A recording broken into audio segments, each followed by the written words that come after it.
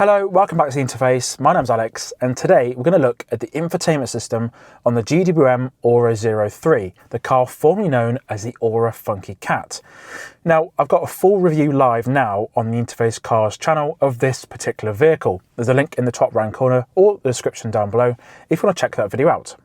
But first things first, we've got two pretty large screens. They're not huge by any means, but they are a decent size. So there's sort of one big display, but they're split into two. There's nothing really in the middle section, really. In other cars like the Kia EV9, they have moved the climate control to that middle section.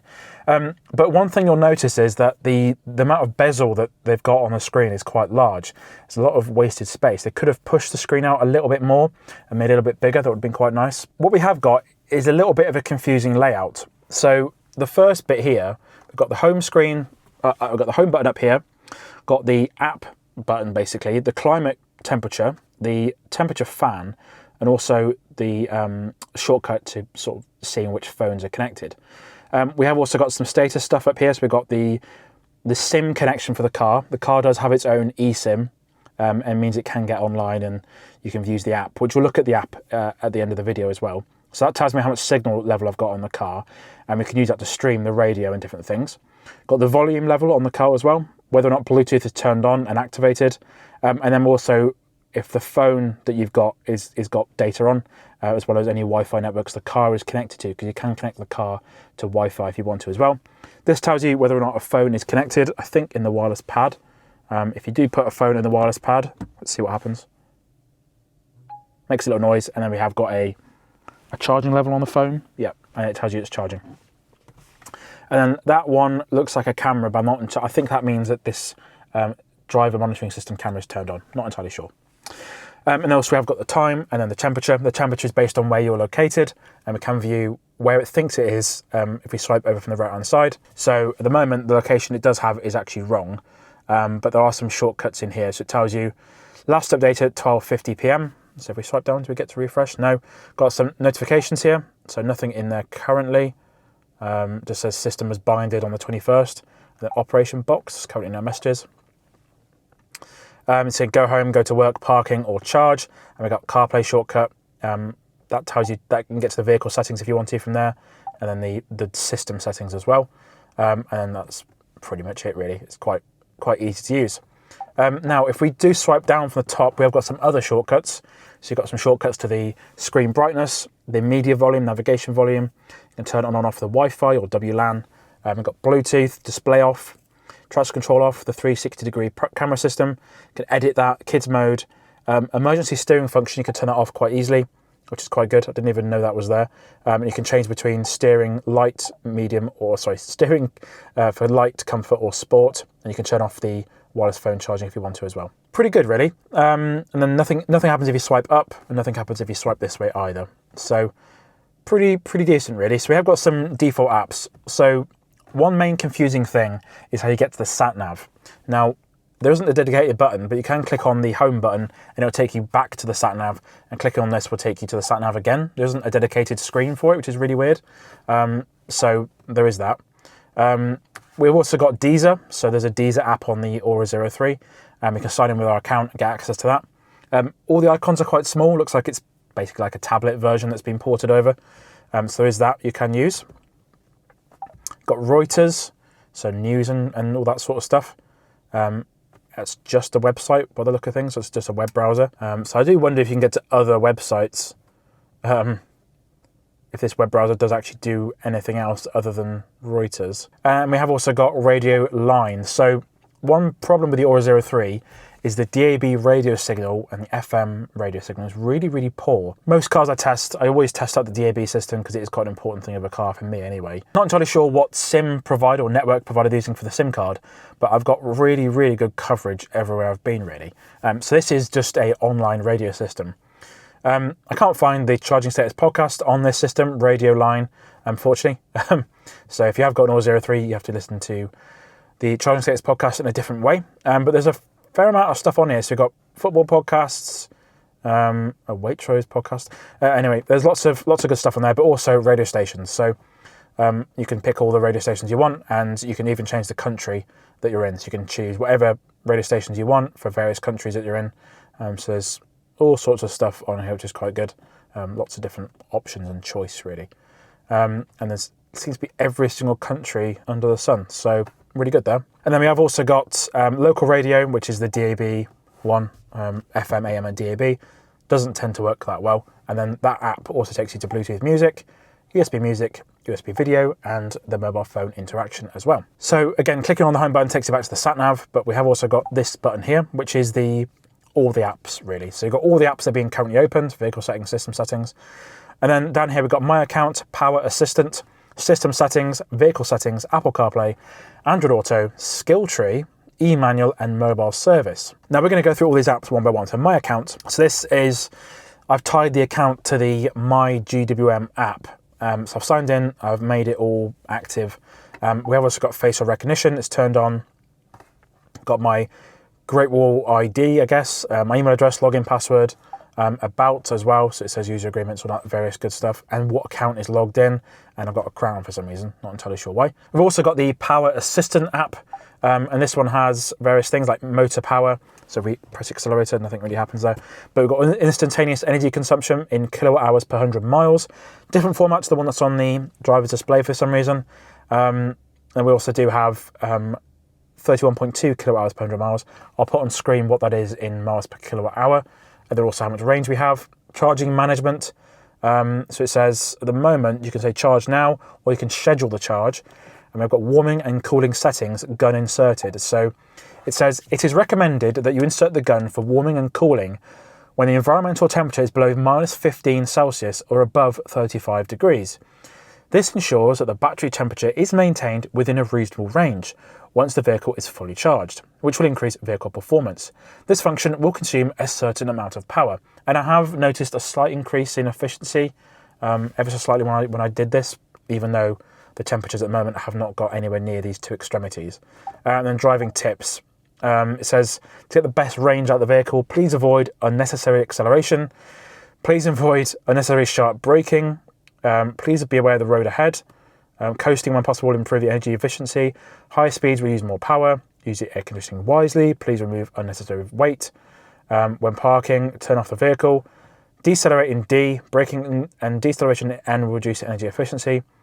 Opening the window will increase drag and basically use more energy. So that's some pretty standard stuff. Quite nice that they tell you what to do there. Right, we have also got system settings, and the first thing you see is a Bluetooth. We've got available devices, MAC addresses. These are probably my phone and all the cameras I've got at the moment. And then you can see the Bluetooth is turned on. We've got the CarPlay that's connected. I'll get to CarPlay in a minute. It's been a bit sketchy in the last few weeks. We've got access points. So this is used when you use CarPlay, because Apple CarPlay and Android Auto use Wi-Fi for their sort of initial connection, and this means that you can get that connected. WLAN, so with this you can connect the car to Wi-Fi to download updates and keep it connected to the internet if you want to, if you haven't got very good cell service. We've got sound here, so you can choose how and when you want certain things to be loud. So you've got navigation volume is off, speech volume, let's turn that down a bit.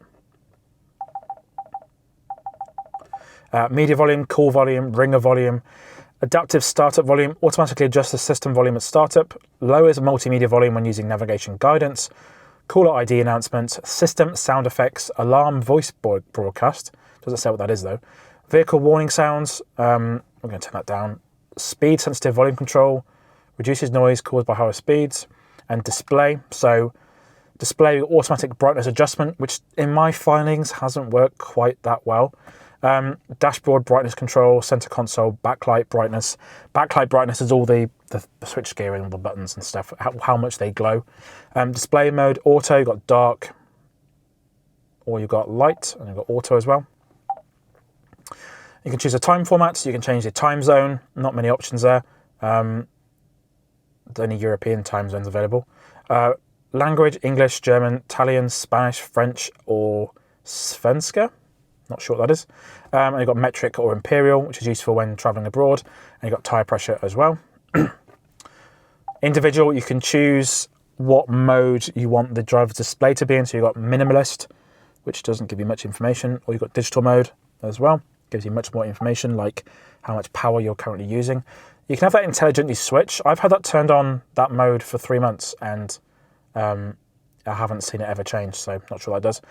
You can also change what the custom buttons do. So on the steering wheel, I've got 2 buttons, one with an asterisk, one with a plus. I can choose what they do, basically, which is quite nice. So you've got 360-degree panoramic view on this one, which is quite useful. And then on the other side, I'm going to have on the steering wheel warming, I think.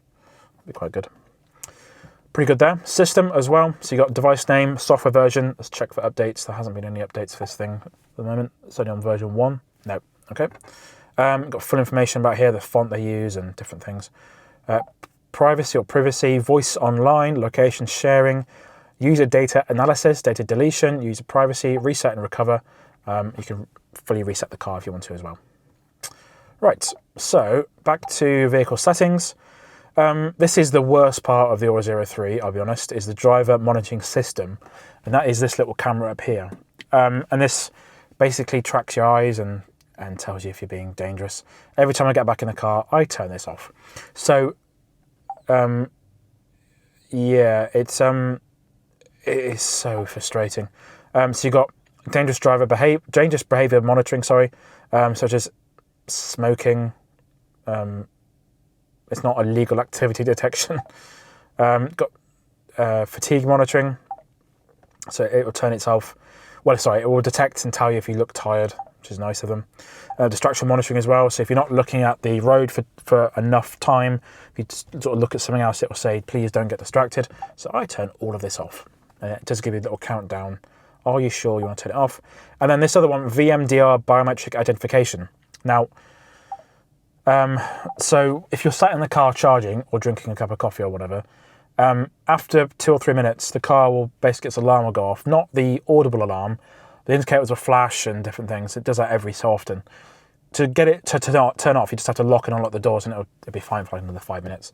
To get that to stop doing it, if you are planning on stopping for a period of time sat in the car, either stuffing your face or charging or drinking something, or I don't know, you can turn that off and it will stop annoying you while you're sat waiting. Wireless charging, so that's the wireless phone charging pad down here. So at the moment it says standby, so if I put a phone in there, currently charging, pretty cool. We've also got driver seats, so this one does have an electronic seat, which is quite nice. And it says manual memory, automatic memory. There we go. Move that back a little bit. Easy entry as well. That means when you open the door, it will move back a little bit. When you close the door, it will move forward a little bit for you. We've also got body, so door lock, unlock mode, 4 doors unlock or driver only. Tailgate foot activation. So we've also got the body, so door locks, side mirrors and front wiper. So when you unlock the doors, you can choose to have it unlock all 4 doors or just the driver door only. Got auto lock off 5 or 9 miles per hour. Tailgate foot activation, never got that to work. Unlock the vehicle when parked. Advanced lock settings. Not really sure what that means. Ultrasound theft protection as well. And we've got side mirrors, auto or manual. Reverse auto tilt is turned off. I swear I turned that on the other day. Anyway. Windshield wiper interval, short, medium or long. I've got lighting, auto welcomes. That will do the jingle sort of nice animation for you, which is quite nice. Power saving delay, 2, 5 or 8 minutes. Dome light delay, 3, 10, 20 or 30 seconds. And follow me home is 0, 31 or 1 minute 30. Driving. Now we've got the regen. You can choose between lower, standard or high. It isn't that strong. Even with single pedal mode on, it's pretty good. Single pedal mode is not as strong as the iPedal mode on Kia, Genesis and Hyundai models, but it is pretty decent nonetheless. AC automatic limit. I don't know what that means. It meant me adaptive cruise automatic limit or the air conditioning. I haven't worked that out yet. And Eco Plus as well. So Eco Plus, there we go. So actually, when you turn on Eco Plus, it says things like AC are going to be limited, and that has turned on the AC, which is quite good. So we go. We've got automatic limits there. Yeah, single pedal mode's fine. Got ESC off, so traction control off. You can turn it on. Electric power assisted steering, light, comfort or sport, it's all pretty good in there. Parking, so you've got front sensor auto on, low speed, audible alert, something or other, side safety distance warning, automatic blind spot cameras, exit 360-degree camera speed, the 9 or 19 miles per hour, and then intelligent driving, so front assist, no brake or brake. I'm going to say no. It does seem a bit sensitive to, if you're coming up to someone, it will get a bit hissy if you sort of aren't fast enough to slow down. A little bit annoying, to be honest. Side and rear assist, got blind spot monitoring, which was turned off. Okay, so blind spot monitoring is a separate warning. It's a bit odd. There's some different things in there, like door opening warning, rear collision warning, rear cross traffic alert, rear cross traffic braking, got lane assist. So the thing that is always turned on is the emergency steering function, and that drives me insane. It constantly is just jiggling the wheel and asking, just trying to put you back in lane. It does not understand British B roads, unfortunately, so that's a bit annoying. And also smart dodge. A lot of these things don't have descriptions, and it's not entirely clear what they actually do. Again, if I find out what smart dodge is, I will put it on screen as well. Got vibration sound or vibration sound for alert mode. And you've got detection sensitivity, low, standard or high. Got traffic assist, traffic sign recognition, overspeed alarm. Thankfully, this is off by default by the scheme of things. I've turned it off and it stops warning me, which is quite nice. Cruise speed limit as well, got overspeed alarm sensitivity. And then finally, in other, we got the reset vehicle settings option as well. We have also got Apple CarPlay, Android Auto, and then we've got the skill tree. I think this is, it just tells you how discovered you've been on the software. So it looks like I've discovered everything on the software. Let's see. It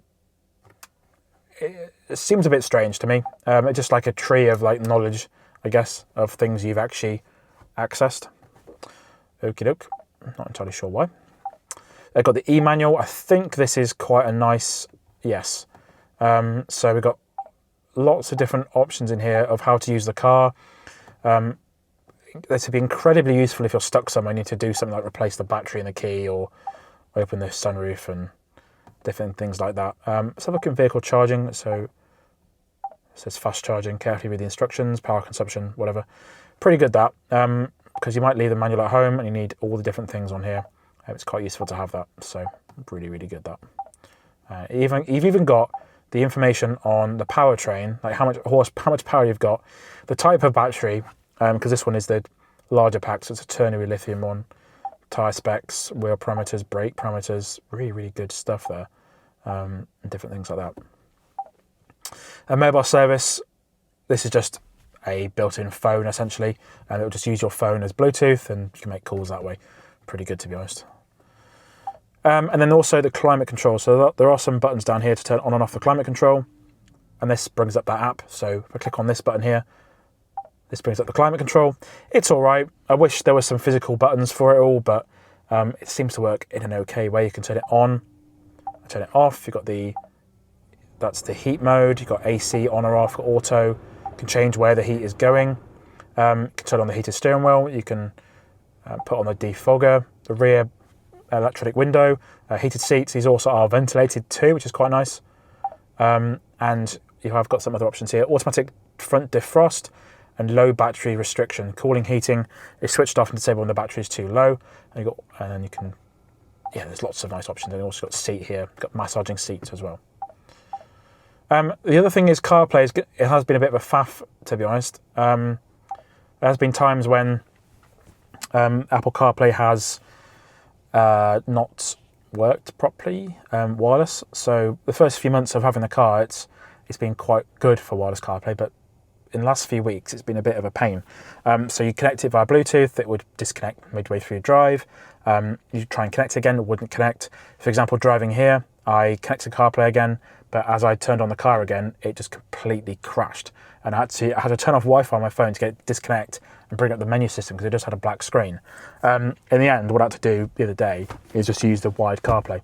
And to get that to work, I had to delete the phone off the car, delete the car off the phone, and then plug it in and it started to work properly. Really bizarre. And then the other problem is, as well, is that regardless of where you're in the country, even if you're in a different country as well, I've noticed it, the car, for the initial 5 minutes maybe, when you get directions using CarPlay, the car is basically telling your phone, specifically iPhone, that it's somewhere else, like the middle of the North Atlantic or It's in Brighton when you're somewhere else, or it's in like Newcastle when you're hundreds of miles away. As far as I understand, that is a known issue with the Ora 03 as of recording in January 2025. I'm hoping it'll be fixed soon. I do know other people are seeing the same issue, and it is a bit of a pain, to be honest. So yeah, that's pretty much it. Now for this section, we are going to go through the app on the iPhone. So I've got the app here. Let's have a quick look here. So it's called the My GWM app. There was an app in the past that was different, and this one's a different app now. So My GWM, I'll put the link to the app in the description down below. But what you can see is some different information about the car here. So I've got the current range in the top left-hand corner. I've got the battery percentage, which is 66%. I've got a picture of the car as well. And you can see here that it thinks I'm in Cambridge, and I'm hundreds of miles away from Cambridge. I don't know why it says that. So you can see where I am in comparison, and it thinks the car is miles away, but even if you try and ask it where the car is, it doesn't know. Brilliant. Got the AC, let's turn it on and off. You have to put your pin in every time if you want to do certain things. And sometimes the commands don't actually work.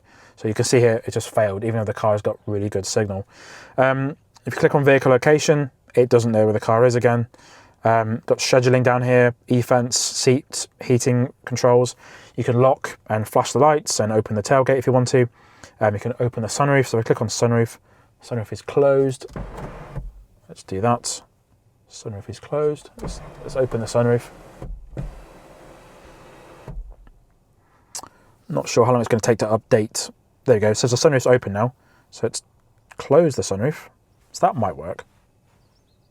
Please check the vehicle status before conditioning. Okay, so that didn't work either. It's a bit hit and miss, to be honest. There are some other bits up here. So you've got the health of the car, or the tyre pressure, the range, and the total mileage on the car, which is quite nice.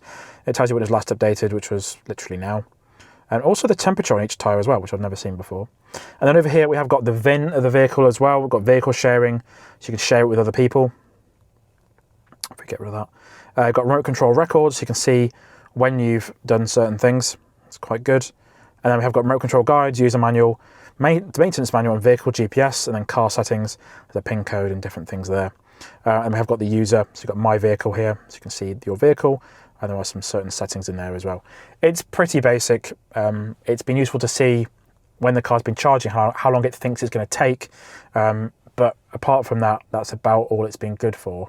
The remote functions don't seem to work that well, which is a bit unfortunate. But other than that, it's an okay app, really. Now, I hope you've enjoyed this video looking at the infotainment system on the GWM Ora 03. If you want to watch my full review of this vehicle, there's a link in the description down below. I've been Alex. Please consider subscribing to the Interface Cars, and I'll see you again next time.